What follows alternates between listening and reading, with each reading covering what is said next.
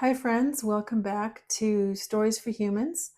My name is Pam, and today we're going to have another episode of Toxic Work Environment Stories. And today I wanted to basically tell you the rest of the story. Why is this still going on? Why is this principal still a principal? And how does she manage to maintain the status quo? How do toxic bosses, bad bosses, how do they keep their power? How do they maintain the status quo? How do they keep control over their staff and the way that they're viewed and keep their job secure? All those things. So, welcome. Thank you for listening. I've got my little red book. I've got a few notes, and today I have my tea for teacher mug with some strawberry tea in it. And I thought in the background I would have my best teacher ever. I don't know if you can read it.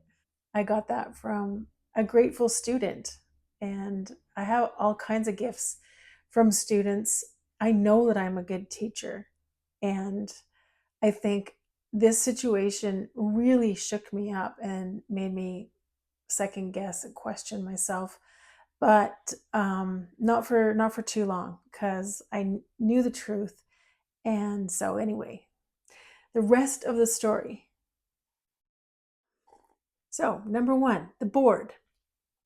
She kept the board very close to her. In fact, she was constantly calling, texting, meeting with the board chair, who was a very busy man with his own business. And she would be constantly basically harassing this poor guy. But because she was telling him everything and asking him his advice and meeting with him, then she kind of stayed ahead of any stories, right? She would tell her version of things before anyone else had a chance to. And so that was probably the main way that she kept herself at the helm and just without question. She was at every meeting, like every board meeting, she was there. And she would basically run the meeting. This was a volunteer board, and they had a lot of power to hire and fire. They were the ones with that power. But because she just made sure that she was three steps ahead of them and constantly talking to the board chair, there wasn't really any wiggle room for anyone else to have a complaint.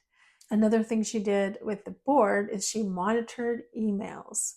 So there's this one story that I heard kind of early on, and I was like, wow. One of the board members had kept dealing with these complaints, kind of an underground feeling of discontent, and had seen a lot of problems and realized, well, we haven't done any performance reviews. Maybe this would be a way to kind of challenge or to hold this principal accountable for some of her actions.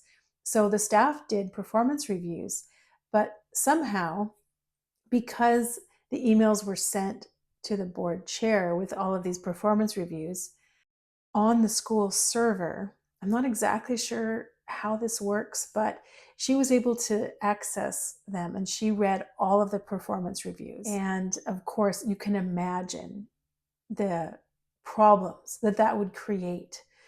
And yeah, but very unethical. A lot of reading of staff emails, staff messages, and not letting staff know that their emails were being read. And this had happened before. This had happened a couple of times in the past, and even the year before. One staff member was let go suddenly with, I think, like a couple months left to go in the year, because her email had been read by the principal. So unfortunately, the performance review thing kind of backfired, and it actually created more problems and didn't really solve anything. And it left the staff who had real complaints, real issues. It left them totally vulnerable. Now, this was just before I arrived on scene, but I remember hearing this story and just being kind of, yeah, really taken aback that, oh, wow, things are not good here.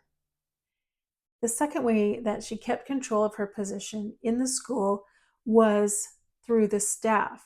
So the actual teachers, the EAs, all of the staff, I noticed she was either flattering them, praising them, putting them on a pedestal, kind of applauding them in front of everyone else. Those were her favorites.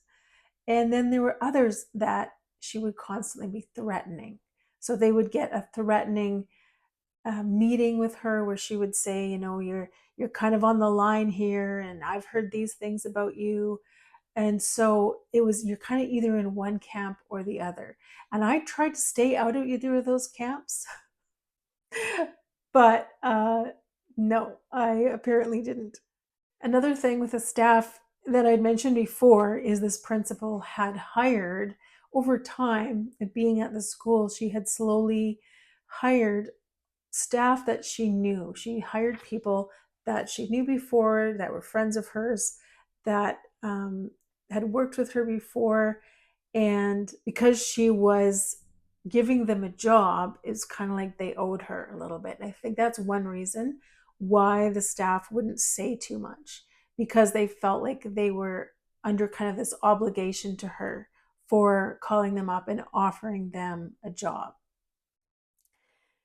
Another thing she did with the staff to control us is she kept us extremely busy. All of the staff were maxed out. Nobody really had any time to deal with an extra issue, like to bring up an issue and have a meeting about it. It was just like there were so many things to do. And that's the way it is in all schools. Everyone's very busy, but I could not believe the amount of work that some of these teachers were doing, including myself, just back to back to back classes with hardly any downtime. And I don't know. I think that's another way that you can kind of control your staff, right? Just keep them exhausted. Third, the parents. So the parents were really key, because in this type of school, the parents do have a lot more power. They are paying tuition. They're choosing to put their students there, their kids there. And some of the parents were board members, they were volunteers, they were helping with fundraising. And so she worked really hard to keep the parents on board. And the way I saw this was on Monday mornings when we had assembly, she would put on a big show. She would show up and she would be praying and leading the singing and clapping and walking up and down the aisles and patting students on the shoulder and smiling and just basically putting on quite a show. And I always found it really interesting because most of the time she was nowhere to be found. Most of the time she was in her office with the door shut, or she was gone. She was away from the school. So this is the one time that she really appeared and jumped through all the hoops, all the bells and whistles. And I just kind of had to roll my eyes a bit because, I mean, where was she the rest of the week, right? She wasn't in the hallways. She wasn't talking to students. She wasn't in her classrooms. She was holed up in her office almost constantly. But because there were often a lot of parents at this, then I think that was her way of letting the parents know, hey, I'm here, I'm doing a great job, I'm an involved and active principal. Okay. Another thing with the parents is she was readily available, and that's a good thing for a principal. She was often talking to parents. She's always having, parents come and talk to her about their kids. And unfortunately, she would make things really dramatic. Okay. So if a kid was having a problem in some way, it was always this big dramatic story we had to. And honestly, those are really good things on the outside. But a lot of the time, these situations weren't that deep or they weren't that dramatic, but she was making them really dramatic. And so by kind of overdoing it with these troubled students, it was a way to kind of, I don't know, not endear, but maybe ingratiate or embed herself in the family's life and kind of be seen as this key component, this essential part of helping their child. Basically, she worked really hard in front of the parents anytime there were parents around for any event to show herself to be the most amazing principal. And the rest of us, the students and the staff, we all knew that it was smoke and mirrors. But in the moment, things looked really good. And so it kind of wasn't really believable. You know, if someone had a complaint, it was like, oh, well, she seems so great. And that's on purpose, right? All right, so the last piece of this puzzle here, the students. The students, honestly, most of the high school students for sure, I hate to say it, really despise this lady, this principal. She kept them in control through fear. There would be these surprise meetings, everybody in this classroom, and it would be really quiet, and she would have an angry look on her face and be pacing around. And then she would just berate them with something, something that was going on, something that needed to change, cell phone use, or, you know, being in the bathrooms too long, something like that. And I, after the first one of those, I was like, I can't deal with this. Like, I literally felt like I was going to crawl out of my skin and start yelling and hollering and just, you know, not good, not good things. Because I couldn't stand the way she was being so condescending and patronizing and just, oh, and also sugarcoating things with scripture and kind of over spiritualizing it when, you know, no, what you're doing is you're really verbally abusing these students. And I don't know what she was calling it in her mind. But then the students would be kind of beaten down and, you know, kind of depressed or whatever, and she would let them out. And she just did this periodically, and it kind of kept everybody in a state of fear. And another thing she would do is just surprise students by marching into a classroom and, you know, kind of marching them out to her office and not telling them what the problem was, just making them do their work there, or having them come to the office and just sit there forever, kind of waiting to be called in. Where there was always this trepidation, like, what are we in trouble for now? And as a teacher who really loves students and who was really trying to to bat for them, it was really hard for me to watch. Reason number 347 that I couldn't go back and work at the school. So basically, I just wanted to tell a little bit more about the story and answer the question that some people have asked me. What about the board members? Did you talk to anybody? And I did. And they were really sympathetic. But the long and the short of it was they didn't have the time to deal with it and they didn't want to take her on.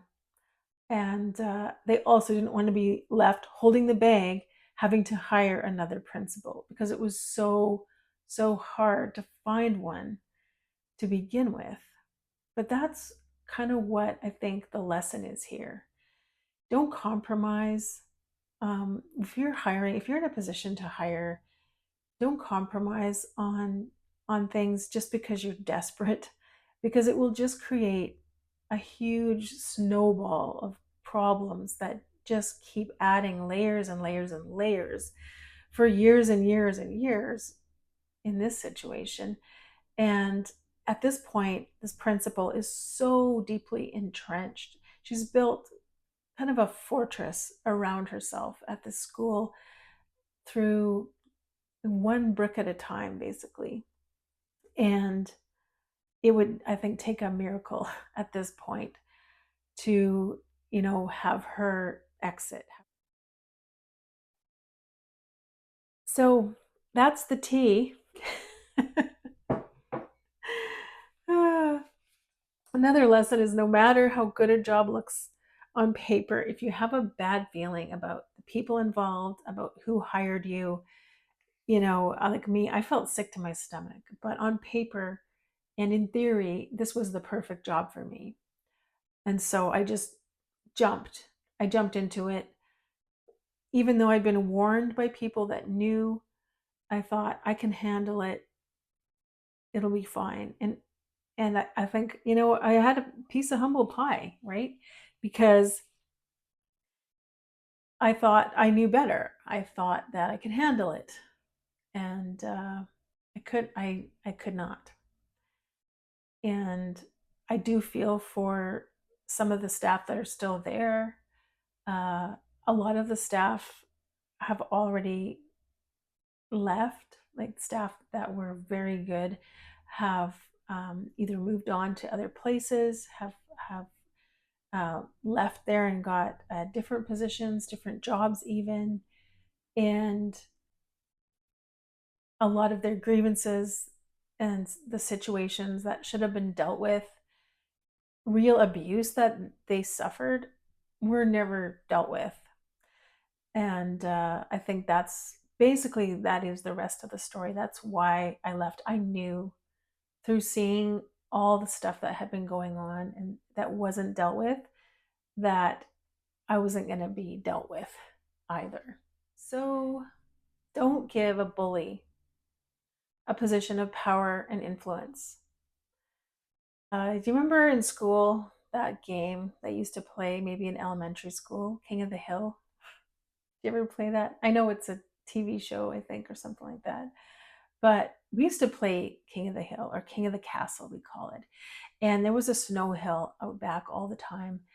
And we would play this game where you tried to be the king of the hill and everyone else was scrambling up the hill, on their hands and knees and throwing snowballs and when the teachers weren't looking and trying to pull down the king of the hill so they could be king of the hill. And I remember there was this one guy, and he had a rough life, and if he became king of the hill, he would just be violent. Like there was no way you were getting Thorin, that was his name, Thorin, you were getting him off the top of the hill. And that's kind of what it's like with these bullies who become principals, CEOs, leaders of organizations. They maybe have been bullied themselves and they become kind of a bully. They have a low self-esteem. They haven't dealt with a lot of their issues. And if you put them at the top, if you make them king of the hill, king of the mountain, or queen, they're going to stay up there, come hell or high water. And so it's been a process over the last couple of years to think about, okay, why is this going on? And that's kind of what I came up with. I realized that the board, the other staff, the parents, and the students were all being tightly controlled and manipulated through fear, gaslighting, you name it, some kind of way of control, so that she would never be challenged and never be knocked off the top of the hill. So, well, thank you so much. This has been, like I said before, therapeutic for me to share. I think I'm at the end of my sharing. I might do one more where I unpack more of my personal feelings and kind of what it did to me to be kind of dragged through the mud like this. So I don't talk much to people that I know about this situation. My husband, obviously, maybe a couple others like my mother, my best friend, But mainly I've just kept it to myself. And if people ask me, why did you leave? Why were you only there for 1 year? I just say, I just give some reason. mainly, mainly I say that my health wasn't very good, or I say it wasn't a good fit for me, it wasn't the right place for me, or I needed to move on. I don't drag the principal's name through the mud. I don't say bad things about the school. And I think that's the professional way to handle it. Maybe it's a bit of a cop out, but I just feel like I've dealt with enough, and I just want this chapter to be behind me. Thanks so much again for listening, for your comments. If you have a similar situation, if you've dealt with something like this, I'd love to hear about it. So I will talk to you again really soon. Bye.